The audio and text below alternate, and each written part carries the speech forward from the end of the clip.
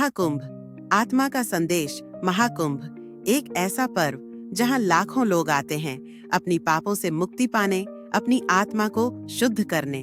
हर कोई यहाँ अपनी आस्था, विश्वास और उम्मीदें लेकर आता है।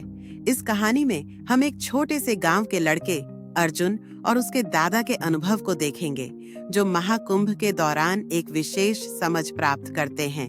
कहानी की शुरुआत अर्जुन और उसके दादा रामू बाबा संगम की ओर जा रहे थे। अर्जुन बहुत खुश था क्योंकि यह उसका पहला महाकुंभ था। वह बहुत उम्मीदें लेकर आया था। दादाजी, क्या आपको लगता है कि महाकुंभ में स्नान करने से हम सचमुच अपने पापों से मुक्त हो जाएंगे? रामू बाबा हंसे और कहा, बच्चे, महाकुंभ सिर्फ जल का स्नान नहीं है, यह आत्मा का स्नान है। लेकिन क्या तुम जान पाओगे कि असल स्नान कहाँ होता है? अर्जुन थोड़ा चौंका। क्या मतलब दादाजी? जल से शरीर साफ होता है, लेकिन मन और आत्मा को शुद्ध करने के लिए हमें अपने भीतर झांकना होगा। संगम के तट पर अर्जुन और उसके दादा दोनों स्नान के लिए तैयार थे। पानी में उतरते हुए अर्जुन ने सवाल किया, दादाजी, आप कह रहे थे कि भीतर से शुद्ध होना जरूरी है, तो क्या आप इस पानी में भी नहीं डुबकी लगाएंगे? रामू बाबा मुस्कुराए और कहा, मैंने कई बार डुबकी लगाई है, लेकिन सच्चा स्नान तो तब होता है जब तुम अपने भीतर के गुस्से, नफरत और डर को धो डालते हो। यह जल हमें शारीरिक शुद्धता देता है, पर असली शुद्धता हमारे विचारों में है।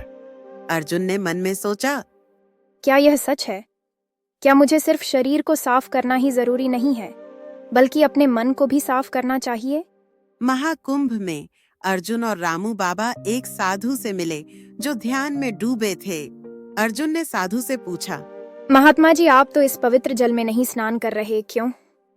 साधु ने अपनी आंखें खोलते हुए कहा, बच्चे, अगर तुम अपने भीतर के जल को नहीं साफ कर सकते, तो बाहर का जल कुछ नहीं कर सकता। हमें अपना मन और विचार शुद्ध करना होता है, तभी हम सच्ची मुक्ति पा सकते हैं। रामू बाबा ने अर्जुन की ओर देखा और कहा, तुम्हारी यात्रा अभी शुरू हुई है अर्जुन।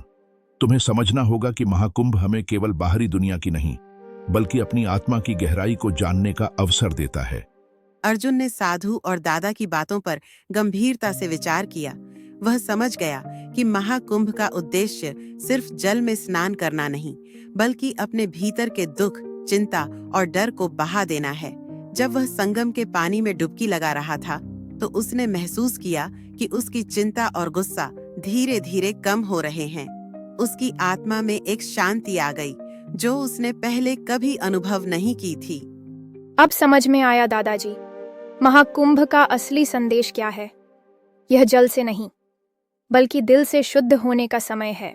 बिल्कुल बेटा, जब तुम अपना मन शुद्ध करोगे, तो हर जलधारा तुम्हारे लिए पवित्र हो जाएगी। महाकुंभ हमें यही सिखाता है कि सच्ची मुक्ति भीतर से आती है।